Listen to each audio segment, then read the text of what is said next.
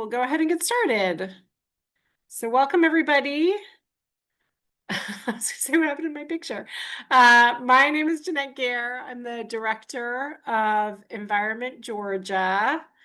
And welcome to our webinar about reducing single-use plastic, ending plastic waste, moving towards a zero plastic waste world.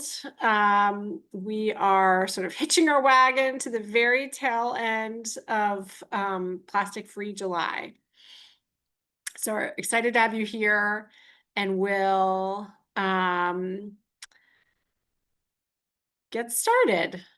Oh, go back one, Ellie. Okay, so here are my co-hosts. So this is a really fun event. You are joining all of the directors of the Southeast Environment America team. So Environment Georgia, Environment Virginia, Environment North Carolina. I guess we were missing Environment Florida. Sorry, Environment Florida. But I'm really excited to be joined by these lovely ladies tonight. Ellie Wilson, Director of Environment Virginia, Emily Mason, Advocate with Environment North Carolina. These guys are just great advocates for reducing single-use plastics and have some really fun stories to share and tips and tricks, if you will, to move us forward. So next slide. So yeah, our whole goal tonight is to spend, I think, probably a little bit less than an hour talking about how to reduce single-use plastics. So I'm going to spend a little bit of time just kind of setting the stage, but I'm going to hand it off very quickly to Ellie to talk about, fighting to reduce single-use plastics in your home and beyond. Then Emily's going to talk about reducing clothing waste, which increasingly is plastic waste as well. We've spent a little bit of time thinking through what are some of the pitfalls that we've experienced in our own efforts and day-to-day lives. And so we'll share some of those and some of the solutions that we found. And then are happy to answer questions, are also hoping that we have some amazing attendees that can share their own solutions. I'll say, one word, not of caution, but just this is not a sponsored webinar. So we are not sponsored by any alternative to plastic brand. We are going to try and stay away from mentioning specific brands as we go through all this, or specific companies. But certainly feel free, if you've got a company that you just love that has really been a great game changer for you, please feel free. We've opened it up so that everybody can chat with each other. So feel free to drop that in the chat. Okay, so that's our goal. Next slide. So I basically condensed, the dozen slides that I usually use when I talk about the problem of plastic pollution into just a few images, because I figured if you're basically taking an evening to think about ways to reduce plastic pollution, you've got a good grip on the problem. But here's what I will say. Producing and using plastic causes a myriad of problems. It starts with the extraction of fossil fuels, which are then manipulated into hydrocarbons. That's our lovely picture of a refinery and the pollution that comes with that process. Then you add different often toxic chemicals to manipulate the flexibility of the plastic, the color of the plastic, the odor of the plastic. And then that plastic is used for just a few moments, but builds up in our environment, where wildlife often mistake plastic for food or become entangled. And increasingly, scientists are warning us about the microplastics and plastic additives that are building up into our own bodies. Best case, plastic is recycled, sometimes by a process called chemical recycling, which uses, again, tremendous amounts of energy and even more toxins. So at the end of the day, you have created global warming almost every single step of the way, which triggers more violent floods, forest fires, and other tragedies. So from beginning to end, plastic brings a lot of baggage. Next slide. And end. So I say beginning to end, and the big question is when does it end? So folks, I'm sure, are familiar with the fact that it takes plastics a long time to break down. And often they don't really ever break down. They just break into smaller and smaller pieces, which are even more easily spread, more easily ingested. Environment America's tagline for our plastic pollution program has been for a long time, nothing we use for a few minutes should endanger our planet for centuries. We should have made bumper stickers, except I bet they're made out of plastic. All right, next slide. So now we're going to pivot and start talking about solutions. Well, mostly solutions. So Plastic Free July is a cool program or a global movement where people challenge themselves to reduce plastic use for the month of July. They claim over 100 million participants in over 190 countries, began in Australia in 2011 and have, clearly grown exponentially since then. And they focus on plastic free, so reducing and reusing over recycling. And I thought I would include just a word of, why. Why don't we talk about recycling, or why won't we be talking a lot about recycling tonight? And the cold hard fact is that less than 5% of the plastic waste we make is actually recycled. So these are charts from EPA that just illustrate the fact that plastic makes up a pretty small percentage of the recycling that actually happens in the world. And most of the plastic that we put into the world is not actually recycled. That's the chart on the left. We've certainly worked on, as a network of organizations, policies like bottle bills that help to increase plastic recycling rates. But the truth is, it is going to be very hard to recycle our way out of this problem, which is a great segue to my friend Ellie, who's going to talk about some of the really amazing work that's happened in Virginia to actually reduce single-use plastic. So take it away, Ellie. Thank you so much, Jeanette. So I am Ellie Wilson. I'm the State Director for Environment Virginia. And one of the best ways that we can keep plastic out of our environment is to not use it to begin with. And we're going to tell you a lot about things that you can do in your individual lives to make a difference and reduce the amount of plastic that you're using as an individual. But we did want to start with the big picture, and the best way that we can reduce the amount of plastic in our environment and all the associated harms from every step of the life cycle is to be looking towards more zero waste policies. And so Virginia very excitedly, many years ago now, in 2021, passed a ban on single-use foam cups and takeout containers. It had some back and forth in terms of the implementation date, but this July, to kick off Plastic Free July, the first phase of this ban on foam cups and takeout containers went into effect for large chain restaurants, and for smaller businesses, it'll take effect next year. And this includes like all of our schools. So that's a tremendous amount of plastic that's no longer being used in Virginia. And what was really exciting about working on this policy was just the tremendous amount of support that people had for this cause. And a lot of the other plastic policies we've worked on here in Virginia, and I know people have worked on in a lot of other states as well, such as reducing plastic bags or stopping intentional balloon releases. Those have all been really popular policies that have been able to be passed on a bipartisan basis. And that's just really exciting because we need to be seeing more of this where we're eliminating these worst types of plastics, and we need to be doing it as a system. So we want to just start off with sharing that, we in Virginia are doing some cool things, and people across the country, cities, states are all doing really cool things to reduce single-use plastics on a bigger scale, schools, for instance. So we can do a lot of things systematically, but we're going to be sharing a lot of tips on how to do them in your own life. I can get back to it.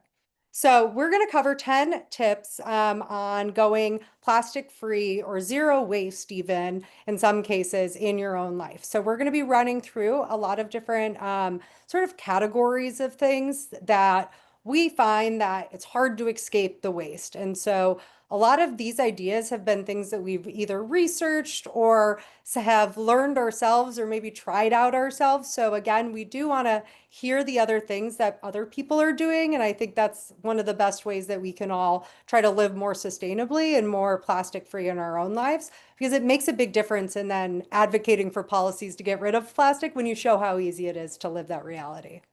So our first step, and this is kind of a big one, but I promise you it is very eye-opening, and that is to actually inventory your stuff. And the reason to do this is it is just a really good way to get a grip on just how much stuff you have in your house and then identifying how much plastic makes up all of that stuff. And so the first step in this process is just figuring out what all your purposes are. You might have more than just, I want to know. It's great for insurance purposes as well to have all your stuff listed. But are you trying to go more zero waste? Are you trying to just declutter and not have so much stuff in your life? And then the second step is to pick a method. You can do a spreadsheet. There's actually apps that you can download that help you inventory everything. Some people like to go through with pictures and videos. It's a good way to get a good grip on all the things that you had. Then step 3, tracking. I would definitely do this maybe room by room over the course of a week or something. Taking it all on at once might be a lot, but just going room by room, organizing it how you think is best. And then step 4 is then thinking, okay, what are we going to do in the future? How much plastic do I have in my house? How many of these things are single use that I need to maybe think about moving away from? And then noting things that you can do without but are still in good condition. And then you can also make goals like, I want to reduce the amount of trash coming out of my house each week. We currently take out 4 bags. I'd like to go down to 2 or something. Setting goals kind of can help if you want to go more zero waste. I did this project for the first time in college in a class that taught us about consumerism and all the things that we use. And it was just a really eye-opening thing, even living in a small dorm room, how much stuff I had. And so I still do this anytime I move into a new place. Okay, and then our next thing is actually going to get into some of these categories we talked about before. The bathroom is one place where you will see a lot of plastic. And so in all of our steps, we've sort of broken them down into beginner, intermediate, and advanced. These aren't hard and cut beginner, intermediate, and advanced. Somebody's beginner might be somebody's advanced and vice versa. These were just sort of categories we put them in so that you know that it's not all or nothing and it's not overnight. Some things might seem intimidating, but others might be a really easy swap that you can make in your life. So some of the things that we find that you can go more zero waste in your bathroom are switching to a bar soap instead of using body wash. Limiting unnecessary products that you have. I know sometimes I get drawn into like a really well marketed body wash or shampoo, but if I'm not done with the one I need, I should just hold off on getting that. And then a simple swap, you can ditch, say, your plastic razor. That's a good example of like a plastic product in the bathroom that there's already available of a different material. Some more intermediate steps is just buying things in sustainable packaging. They might be a little harder to find, but there are places that will sell them, like cardboard tubes for deodorant or your hair products in aluminum. And then you can do things like swapping out the other types of plastic in your bathroom, like the plastic liner in your shower curtain. You can do a more sustainable material. And some more advanced things. I at least have had a hard time finding a good bar shampoo and conditioner, but I love the idea of it because it is so zero waste. So that is definitely something that uses a whole lot less and can ship easier and all of that good stuff. So bar shampoo and conditioner is one thing. You can also go to a refillery. There's some pictures there of a refillery where you can fill up your own containers for that. And then you can also learn to make your own products as a great way to reduce waste as well. And then our next category is cleaning. For cleaning, as you can see in that picture, a lot of this stuff comes in plastic containers, and there's a lot of those types of products that maybe we don't need all of them as well. So one of the first things that you can do is rethink the really specific use cleaning products that you have. Some of them you might really need for that certain type of countertop that you have or something.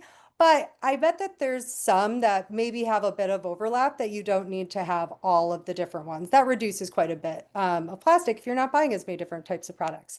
And then opting for things like reusable rags and cloths. I've recently gotten a like Swiffer attachment that's just made out of microfiber and it Velcros over, so I don't have to buy the Swiffer wipes that come in plastic. Some intermediate things are buying reusable cleaning containers to fill at refilleries again, looking for concentrates that you can mix at home. Those are definitely popping up where you can get them sent to you like every month. I've seen different things like that. And then you can also make your own cleaning products. And this is probably could be advanced, especially if you're not much of a DEI person. But white vinegar is a cleaning powerhouse. It can be used in a lot of different ways. And that's one way that you can get rid of some of those single-use type cleaning things. I also put around Christmas time, take cuttings from Christmas trees and put it in white vinegar for a couple months. And it's like a pine sol solution. It smells really lovely and it's a lovely cleaning solution that you can use. And then one thing I'm definitely trying to do is grow my own loofahs. You can grow the loofah plant where you can actually make your own sponges to be using in your own cleaning, which I think just seems like such a cool way to actually make your own materials to clean with. And then travel is another place that when I travel, I feel like I create more waste than any other time in my life. So some beginner things that I've started to do is bring like a really easy foldable, reusable bag so it fits nicely in all of my other bags. I always bring my water bottle. Luckily, we have really moved culturally to a place where there's water refilling stations all over the place, most airports. Which is really exciting because I feel like even 10 years ago, that really wasn't the case. So we have been making this cultural shift, and I think that's such a good example of it. And then bring your own mug and stuff as well. Um, Another one, saying no to freebies at events, conferences and places like that can sometimes be filled with a bunch of just little things. And you don't necessarily need all the little things. And that's a really good way if you're going to a conference or something like that to actually think about the things. Just because they're free doesn't mean you need it. Some intermediate steps is getting the reusable TSA clear bag and refillable toiletry things.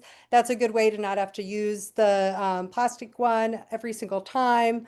Packing your own utensils if you can. Sometimes you can't pack all your utensils if you're going through like a security, but it's always good to try to remember to pack those types of things as well. And then packing your own like snacks and meals. I know when I go camping or road tripping, I notice I have so much more trash if I don't actually pack my own stuff and make my own stuff as much as possible. And then some advanced things is using things like beeswax paper to store your bar soap, shampoo and conditioner. And then also just avoiding buying a bunch of stuff when you're somewhere. I know that a lot of times I'll like want a souvenir, but then it's actually not something I really, really like. So I've really opted in for lots of pictures of like landmarks and things like that rather than just getting something to remember the time by.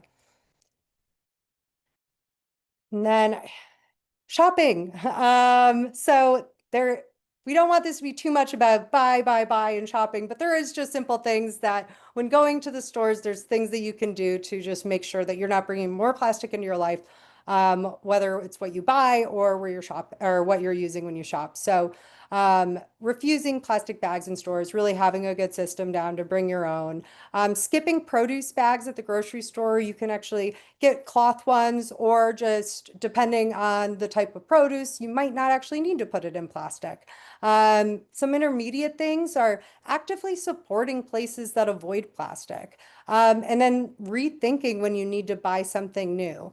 And then some advanced things are, I've mentioned this a couple times before, is those refilleries. And so there are refilleries located across the country. I believe we have some in each of our states. They might not be as common as they should be, but they're really great places that have those bulk products that you can have those like glass jars and things like that and actually refill your stuff at those places. And they have a wide variety of products, so different kind of like bulk kitchen items and things like that as well. So locating your refilleries is definitely something that you can do to shop better.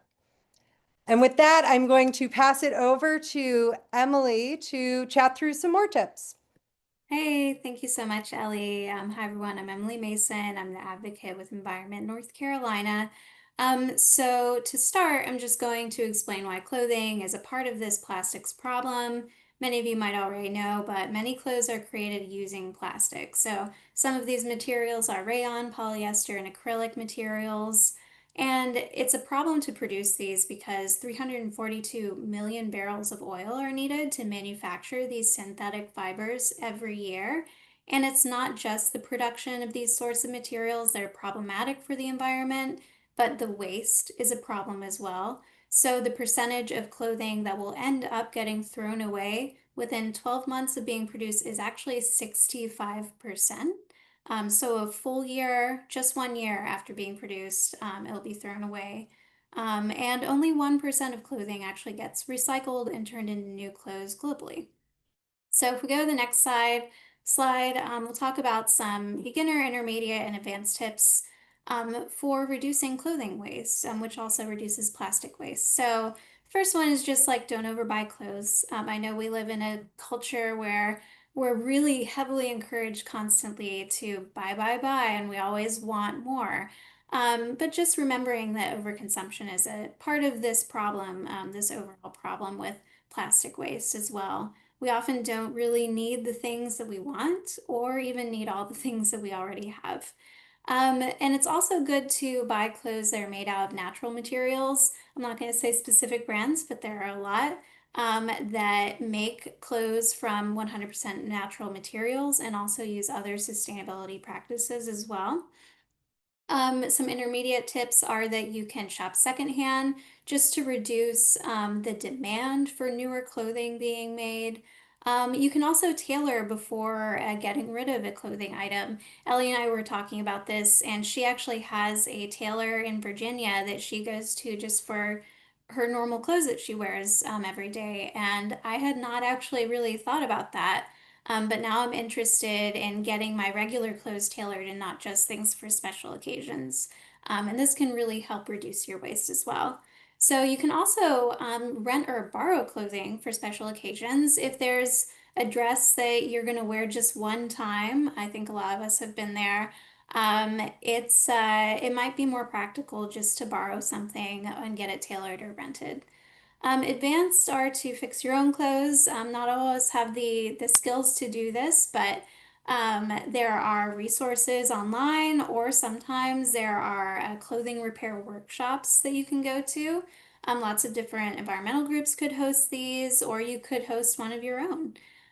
You could also host a clothing swap. So the picture here is actually of a group NC PIRG on Chapel Hill's campus that hosted a clothing swap here in North Carolina. So those are really fun events that you can attend to find something that's new to you. And you can also use scraps from old clothes for other projects instead of maybe relying on a service that supposedly recycles clothes. Sometimes it can be hard to really know if those do or not. So next slide. And the Right to Repair campaign through PIRG also sort of fits into the broader plastic reduction goals. So many technical and mechanical items, like you see here with this handlebar of a bike, are made using plastic components. So we can lessen plastic and other types of waste by making good purchasing choices and being thoughtful about continued use of these items. So on the next slide, I've got beginner, intermediate, and advanced. So beginner would just be to do the research, find someone that could fix this item in your area. And intermediate would be checking repairability scores before you buy. So as a part of the Right to Repair campaign with PIRG, they do put out repairability scores of certain products so that consumers can have more knowledge about what types of items they can actually get fixed instead of throwing away. You can also buy products that use less plastic parts. So For instance, the handlebar in the previous slide was made using plastic, but wasn't necessary to use plastic for that. So if you use metal for things like that, it's actually a lot more durable as well. And advance would be to learn how to fix your own mechanical and technical products, which isn't impossible and can actually prove to be a handy new skill for many people and can save you money. But there are actually some repair workshops out there, much like sewing workshops for fixing cell phones and things like that. Or, of course, you could always look it up online. There could be a lot of forums with information on how to repair your items. Next slide. So plastic-free kitchen. So for beginning, you can avoid single-use plastics and excessive packaging. This includes remembering to bring your reusable bags to grocery stores, which I know can sometimes be difficult to do, or maybe use the paper bags if there are paper bags available at stores, or avoiding stores altogether that have plastic bags. Some other examples are not getting pre-cut vegetables or wrapped bananas, and avoiding single serving snacks and salads that have more plastic packaging.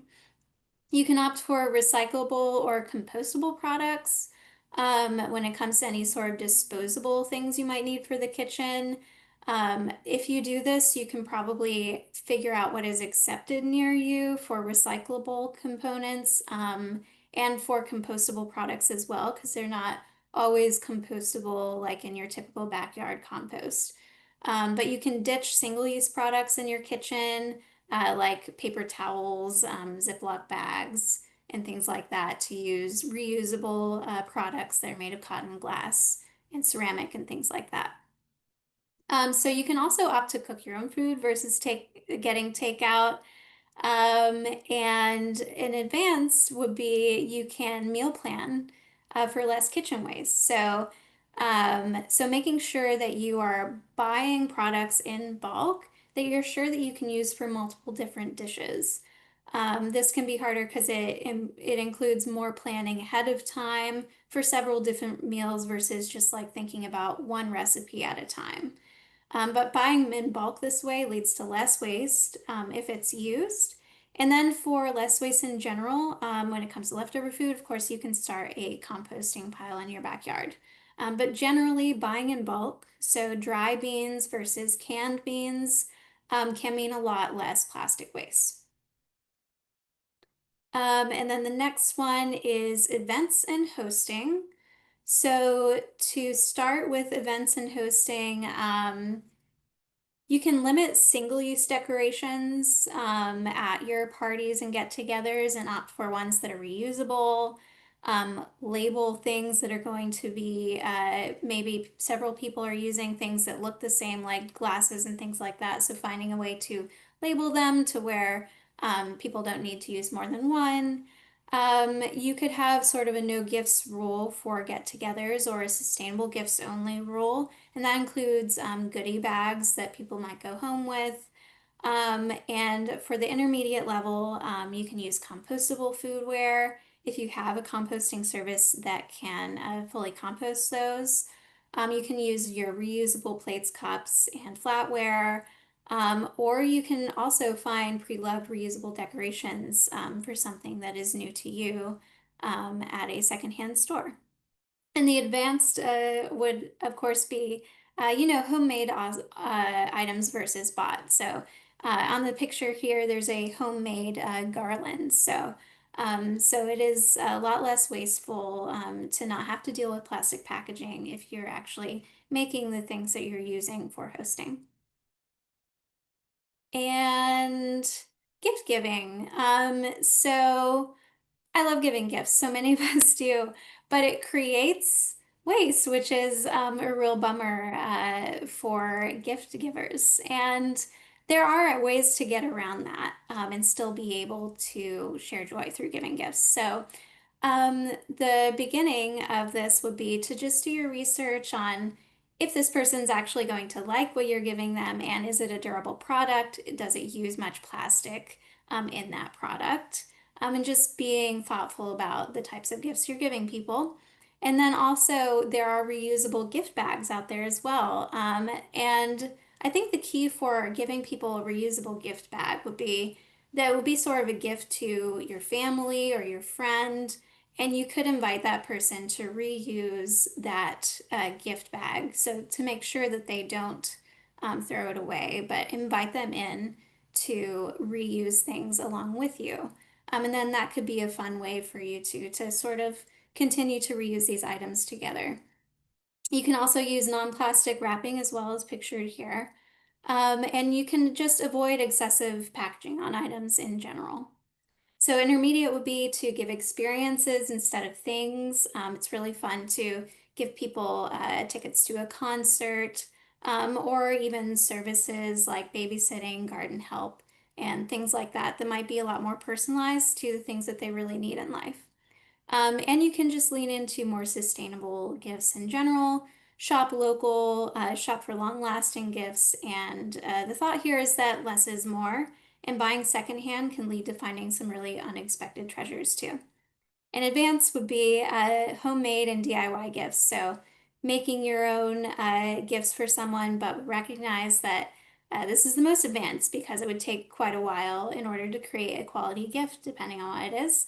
But you could decrease plastic waste through not needing to purchase something that could have been made out of plastic or packaged in plastic, and it's a heartfelt option. And now we will go on to avoiding pitfalls with Ellie. So there are probably a million other places in our lives where we run into plastic or create a lot of waste. And those were just a few categories that we've experienced and that we think about and try to just make the difference in our own lives. And again, it is so helpful to be able to show people that it is possible and very normal to create less waste in your life. And it's oftentimes just changing the way you're used to doing things. But there are some pitfalls that we do just want to cover really quick. Our first and foremost one is just buying, buying, buying, buying, buying. Although we suggested a bunch of different swaps that you can make in your life, we don't want this to seem like you need to go out and buy a ton of stuff to make a difference to reduce plastic. Again, calling your legislators to call on policy is a really good first step.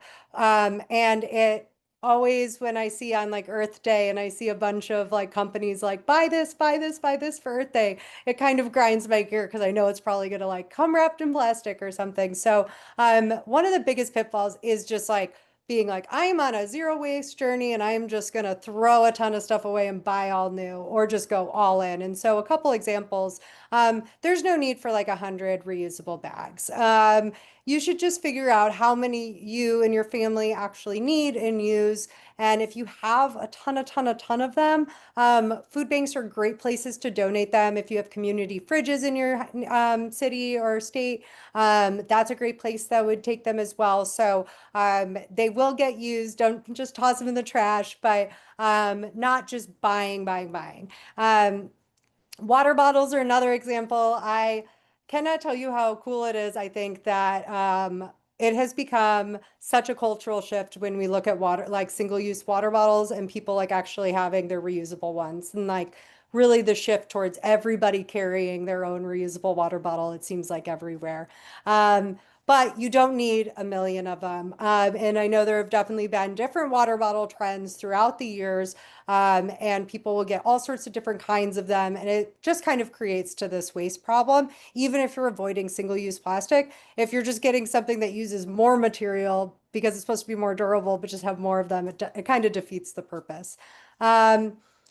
So those are just a few different examples. Glass straws is another thing. You don't need to like have a million of them in your home. That's kind of maybe a personal one. I think people just buy them for me all the time as a gift. And now I have so many. And as we were doing this, I thought I need to donate those because I have way too many glass straws I never use. 12 at a time. And then another one is falling for greenwashing. The big thing is keeping this simple. A lot of times you'll see things that it's like, oh, that's this new thing that helps reduce plastic or it's recyclable or things like that. I would just keep it simple when thinking about the things you need to replace or the things that you want to use, and not be trying to chase the thing that allows you to continue to use exactly what you're using if it is plastic. A lot of times they'll have the recyclable symbol on them, but that actually doesn't even mean that it's recyclable. It just means that it's made out of a certain type of material. And a lot of that packaging, at least, isn't recyclable anywhere readily or in your like single stream can or anything. So just keeping it simple and not trying to kind of chase a false solution. And then another pitfall is just not creating the systems to keep you on track. And I think this goes back to the like 100 reusable bag example is how is it that you're going to be able to remember to actually bring that each time you go to the store? So I've seen people that have like different like I don't know if it's like a magnet or a little sign in their car that reminds them when they get out to like actually have that. We like hang them on our doorknob so I can grab it before I go out to the car, and then it's in the car just whenever I'm there. So just having the actual system, and then having the system to like store your bulk purchases and stuff. You want to actually make the systems and know when you have to go to the refillery to get it filled back up and stuff. Um, and then forgetting that everything has an impact. And that's sort of back to the buy thing, is that there's no perfect product out there that has zero consequence to the earth whatsoever. And I think that's like, I don't say that to be like, oh, like totally a bummer or whatever. I just say that as a way to remind you that everything does have an impact. So sometimes the swap that you make, like using aluminum cans instead of a plastic bottle for soda, yes, that's infinitely times better. But is there a way that you could maybe make your own soda at home and reduce the cans that way with one of the sparkling water makers?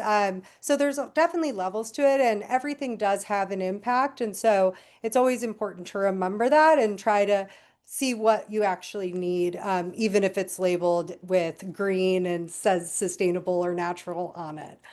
Those words aren't actually regulated, so it can be hard to know, but just using your gut to think, okay, but does this have an impact, even though it's kind of marketed to me as though it might not? So those are our pitfalls that we at least run into. I'm sure that there are other ones out there. And again, that is just scratching the surface on the tips that there are to go more plastic free or even zero waste in your life. But just some ones that we think people can get started on and that have definitely made a big difference in our lives, and we know would make a big difference with tons of people doing that. And so I believe with that, go back to Jeanette. Thanks, guys. I confession have been Googling loofah seeds. So excited to grow my own loofah gourds. All right, we are happy to answer questions. Do our best to answer questions. Folks have been dropping some exciting dental floss recommendations in the chat, so that's awesome. Feel free to drop other things in the chat. Or I think you can also should be able to raise your hand. Or type something in the chat and maybe we can unmute you. Maybe not. Or we can wrap up early. Awesome. Look at that. I said 40 minutes. Or maybe I said 45 minutes and we did in 40. Okay.